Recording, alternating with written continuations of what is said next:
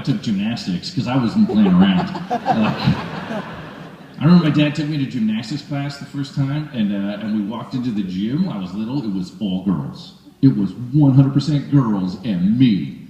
I was like, oh no, I'm gay.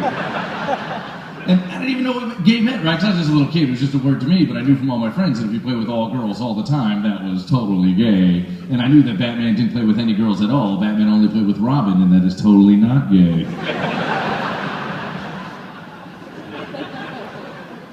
Knowledge for you guys, but that was my dream though. Like, you know, when you're in public school and you fill out those forms about like what your interests are, and they tell you what you should be when you grow up. You're like, I like animals. Like, you should be a veterinarian. Like, I can't believe this is a form. But you know, like I would fill out that form so the answer could only be Batman.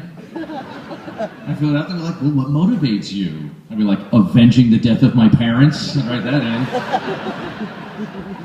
Unnerving for the guidance counselor, I bet. But I'll tell you this, if you write in that your interests are darkness, spandex, secrets, they're going to call your house. Call home for sure, man. My dad took me there. My dad raised me. My dad raised my brother and I. There was 3 guys in my house growing up because my parents got divorced when I was 6 months old. That was my fault, not a big deal. But that's a weird environment to grow up in, man. That's a very testosterone-rich environment, man. There's all kinds of like rules that go along with that, like no crying, for instance. Like, and that wasn't even stated. That was just implied. I've just never seen my father cry my entire life. I've never seen my big brother cry. First time I made a girlfriend of mine cry, just from sheer lack of exposure, I was lost.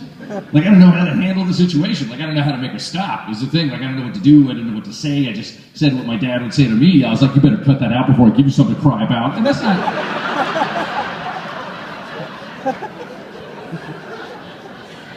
Gonna help the situation. We did have a couple of rules though that were both based on fighting. That's how me and my brother spent our entire childhood. We would just fight constantly, and like so our 2 rules were like my brother he was 2 years older than me, so he just destroyed me. Like, I'd never be. He just, you know, he was bigger and stronger, and then but I still fight because I'm an idiot.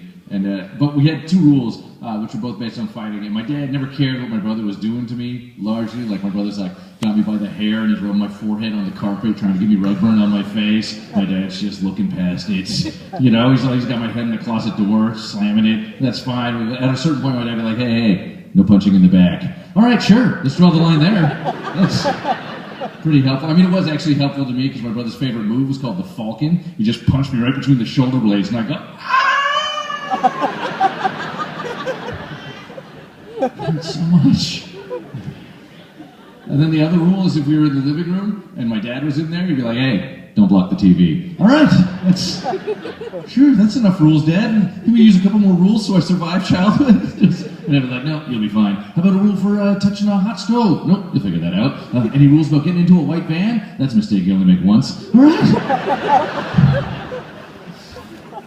Go ahead and raise our